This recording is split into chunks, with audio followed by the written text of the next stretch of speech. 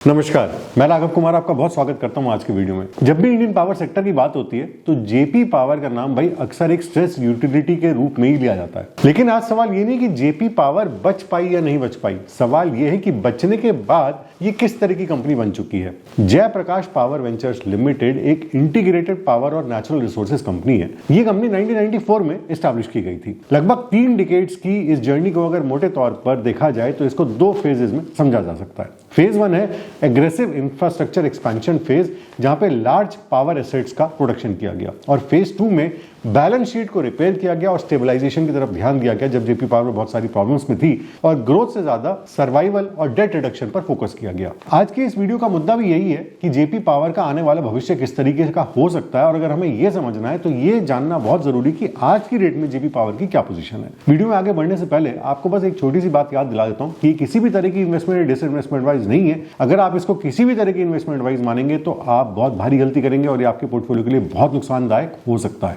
जो भी इंफॉर्मेशन मैं करूं उसको प्लीज क्रॉस चेक जरूर करिएगा। दूसरी बहुत इंपॉर्टेंट बात यह है कि अगर आप मेरे रियल लाइफ एग्जांपल से समझना चाहते हैं कि किस तरीके से कंपनीज मल्टीबैगर बनती हैं, जहां पे मैं अपने पोर्टफोलियो के भी कुछ एग्जांपल्स आपके साथ शेयर करता हूं, तो ये सारी इंफॉर्मेशन बिल्कुल फ्री में आपके लिए अवेलेबल है। बिल्कुल फ्री वीडियोस हैं जिसका कोई चार्ज नहीं है। लिंक नीचे डिस्क्रिप्शन में, इसमें काफी सारी वीडियोस ऑलरेडी हैं और नए नए वीडियोस रेगुलरली ऐड होते रहते हैं, तो इसको आप फ्री में ज्वाइन कर सकते हैं और इन वीडियोस को आप देख सकते हैं। इससे आपको पता चलेगा कि रियल लाइफ में किस तरीके से मल्टीबैगर स्टॉक्स का सिलेक्शन किया जाता है और कैसे उनकी जर्नी रहती है, कितने टाइम में ये मल्टीबैगर बनते हैं और किस तरीके से हम इनमें बाइंग सेलिंग के डिसीजंस लेते हैं। ये प्योरली एजुकेशनल वीडियोस हैं और सारे के सारे रियल लाइफ केसेस हैं। तो अब बात करते हैं जेपी पावर की। आज जेपी पावर सर्वाइवल मोड से बाहर आ चुकी है, लेकिन अभी ये फुल फ्लेजेड ग्रोथ कंपाउंडर नहीं बनी है। यही डिस्टिंक्शन सबसे ज्यादा इंपॉर्टेंट है। कंपनी पैसा कैसे कमाती है? जेपी पावर का कोर बिजनेस इलेक्ट्रिसिटी जनरेशन है। इसका रेवेन्यू 2 प्राइमरी फॉर्मेट से आता है। सबसे पहला है long term power purchase agreements यानी कि पीपीएस, बेस लोड स्टेबिलिटी और प्रेडिक्टेबल कैश फ्लोज, मर्चेंट और short term power sales. High power cycles में अपसाइड लेकिन अर्निंग्स में वोलेटिलिटी रहती है। इसके अलावा कुछ सपोर्टिव बिजनेसेस भी हैं, जैसे कि कैप्टिव कोल माइनिंग है फ्यूल सिक्योरिटी के लिए, फिर सैंड माइनिंग है, रीजनल इंफ्रास्ट्रक्चर डिमांड से जुड़ा है ये सेगमेंट, और कंपैरेटिवली हायर मार्जिन बिजनेस है। इसके अलावा सीमेंट ग्राइंडिंग अब नॉन कोर बिजनेस है लेकिन ग्रोथ ड्राइवर नहीं है, सिर्फ एक मोनेटाइजेशन टूल है। 2023 में अगर इनका रेवेन्यू मिक्स देखा जाए तो पावर जनरेशन से 77%, कोल माइनिंग से 9%, सैंड माइनिंग से 14% इनका पावर जनरेट हुआ था। सीमेंट बिजनेस अब फ्यूचर ग्रोथ इंजन नहीं है बल्कि लिक्विडिटी को सपोर्ट करता है और एक सपोर्टिव एसेट है। अब बात करते हैं इसके ऑपरेटिंग एसेट्स और इंस्टॉल कैपेसिटी की। जेपी पावर की टोटल इंस्टॉल कैपेसिटी करीब 2220 मेगावाट है, जो हाइड्रो और थर्मल दोनों में डाइवर्सिफाइड है। हाइड्रो पावर को अगर अलग से देखा जाए तो 400 मेगावाट्स का विष्णु प्रयाग में हाइड्रो इलेक्ट्रिक प्लांट है जो कि उत्तराखंड में लोकेटेड है। ये 2007 से ऑपरेशनल है और हाइड्रो डिपेंडेंट इलेक्ट्रिसिटी जनरेशन करता है। थर्मल पावर प्लांट इनके मध्य प्रदेश में है। 500 मेगावाट का जेपी बीना थर्मल पावर प्लांट है, जिसमें 250 मेगावाट के 2 थर्मल पावर प्लांट्स हैं। इसके अलावा JP Nigrie super critical thermal power plant है, जहां 660 मेगावाट्स के 2 थर्मल पावर प्लांट्स हैं, यानी कि टोटल इंस्टॉल कैपेसिटी 1320 मेगावाट्स की है। इंस्टॉल कैपेसिटी का स्प्लिट भी अगर देखा जाए तो long term power purchase agreements में करीब 1245 मेगावाट्स है और मर्चेंट या शॉर्ट टर्म मार्केट के लिए 975 मेगावाट्स की इनकी इंस्टॉल कैपेसिटी है। लगभग 44% मर्चेंट एक्सपोजर अपसाइड देता है, लेकिन अर्निंग्स वोलेटिलिटी यहीं से आती है, क्योंकि जब शॉर्ट टर्म मार्केट में आप काम करते हैं या मेजरली या एक सिग्निफिकेंट पोर्शन आपका शॉर्ट टर्म मार्केट्स में होता है तो डेफिनेटली अर्निंग्स में वोलेटिलिटी रहेगी। फ्यूल रिस्क मैनेज करने के लिए भी कंपनी अच्छा काम करती है। इसमें इनके अमेरिया कैप्टिव कोल माइन भी है, बीना प्लांट भी है, और रिमेनिंग कोल रिक्वायरमेंट बीना और निगरी प्लांट्स के लिए कोल ई ऑक्शन से पूरी होती है, जिससे मार्जिन कोल प्राइस वोलेटिलिटी की तरफ सेंसिटिव रहते हैं। सैंड माइनिंग मार्जिन को सपोर्ट करता है, लेकिन रेगुलेटरी अप्रूवल्स और एनवायरमेंटल क्लियरेंसेस पर डिपेंड होने से लॉन्ग टर्म प्रेडिक्टेबिलिटी इसकी लिमिटेड रहती है। सीमेंट बिजनेस, जैसे कि मैं पहले ही कह चुका हूं कि ग्रोथ इंजन नहीं है, ये सिर्फ एक मोनेटाइजेशन का टूल है। अक्टूबर 2022 में कंपनी ने सीमेंट डाइवेस्टमेंट अप्रूव किया था। दिसंबर 2022 में 250 करोड़ की नॉन बिडिंग फ्रेमवर्क एग्रीमेंट बनाया गया था। फरवरी 2023 में 7 year tolling and lease agreement तैयार किया गया था। काउंटर पार्टी के पास 250 करोड़ ईवी पर परचेज ऑप्शंस। इसकी फाइनल सेल अभी कंप्लीट नहीं हुई है, लेकिन cement clearly non core liquidity lever बन चुका है। कैपिटल एक्सपेंडिचर की अगर बात करिए तो एक्सपेंशन कंपनी के अंदर कोई नहीं है, कंप्लायंसेस पर मेनली फोकस है। 2025 से 2029 तक का कंपनी कोई भी केपेक्स ग्रोथ ओरिएंटेड प्लान नहीं है, लेकिन स्टेबिलिटी और कंप्लायंस पर कंपनी का फोकस है और यही इसके मेन ड्राइविंग फैक्टर्स रहेंगे। 1500 करोड़ रुपए के FGD यूनिट्स एनवायरमेंटल नॉर्म्स के लिए, 760 करोड़ रुपए के बांधा नॉर्थ कोल माइन डेवलपमेंट के लिए खर्च किए जाएंगे। फंडिंग अप्रोच है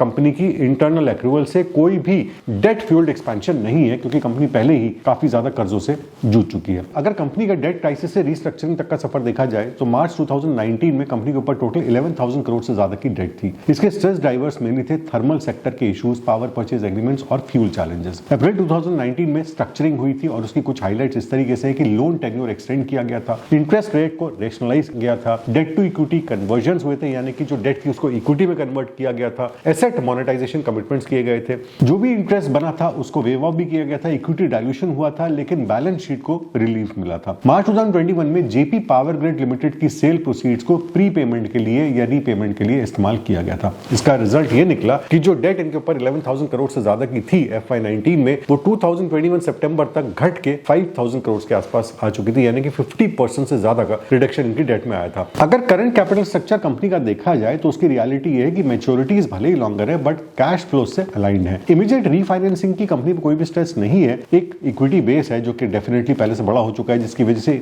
EPS डाइल्यूट हुई है और ROE मॉडरेट हो चुका है क्योंकि काफी सारी डेट इक्विटी में कन्वर्ट करी गई थी, यानी कि नंबर ऑफ शेयर्स बढ़ाए गए थे। शेयर होल्डिंग भी अगर हम देखें तो प्रमोटर्स के पास 24% शेयर्स हैं, प्रमोटर प्लेज उसमें से 79% है, इंस्टीट्यूशनल पार्टिसिपेशन काफी कम है, शेयर होल्डिंग रिटेल हैवी है, यानी कि रिटेल इन्वेस्टर्स के पास ज्यादा शेयर्स हैं।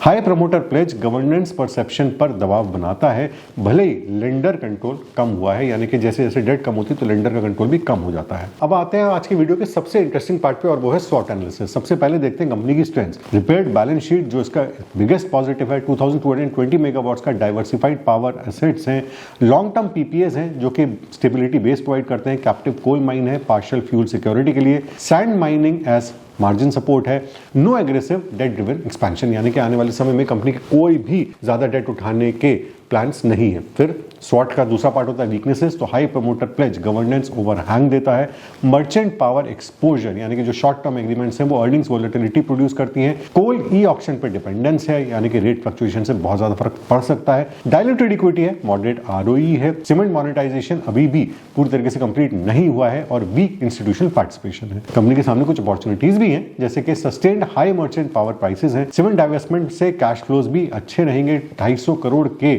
करीब इनफ्लोज आने की उम्मीद है, इंप्रूव्ड कोल्ड अवेलेबिलिटी और प्राइसिंग से भी कंपनी को अपॉर्चुनिटी क्रिएट होती है, सोलर ऑप्शनैलिटी है, कंपनी के पास 50 मेगावाट्स का एक बीना प्रोजेक्ट है, फर्दर एसेट मोनेटाइजेशन अगर कंपनी करती है तो वहां से अगेन नई अपॉर्चुनिटीज निकल कर आती हैं। कंपनी के सामने कुछ थ्रेड्स भी है जैसे कि पावर साइकिल रिवर्सल रिस्क है, एनवायरमेंटल एंड रेगुलेटरी रिस्क जो कि किसी भी कंपनी के सामने रहते हैं, कोल प्राइसिंग वॉलेटिलिटी है, कोई भी डिविडेंड विजिबिलिटी नहीं है, गवर्नेंस का परसेप्शन रिस्क तो डेफिनेटली बना हुआ है। अगर इन्वेस्टर पर्सपेक्टिव से एक बॉटम लाइन देखी जाए तो जेपी पावर की सबसे बड़ी स्ट्रेंथ उसका बैलेंस शीट रिपेयर है जो पिछले कुछ सालों में हमने देखा है। सबसे बड़ी लिमिटेशन साइक्लिकलिटी एंड गवर्नेंस सेंसिटिविटी है।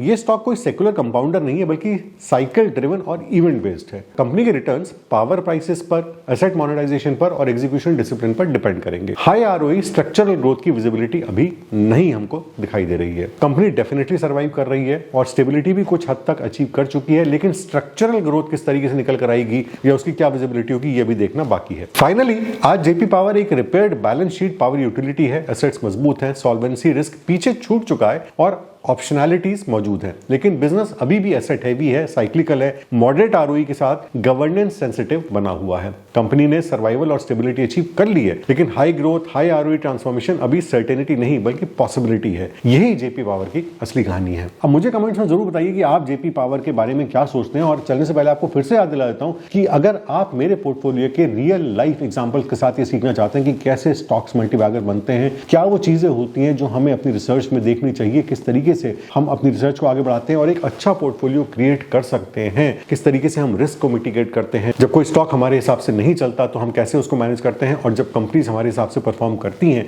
और हम बड़ी मल्टीबैगर्स बनती हैं तो उनको हम किस तरीके से मैनेज करते हैं। ये सारी बातें with real life examples with proofs मेरे अपने पोर्टफोलियो से मैं आपके साथ शेयर करता हूं फ्री केस स्टडीज में, जो कि बिल्कुल फ्री हैं और एजुकेशनल पर्पसेस के लिए हैं। इसमें किसी भी तरीके की कोई इन्वेस्टमेंट एडवाइस नहीं दी जाती, उसका लिंक नीचे डिस्क्रिप्शन में है। आज की वीडियो में बस इतना ही, अगली बार फिर मिलेंगे किसी नई इंफॉर्मेशन के साथ। जय हिंद।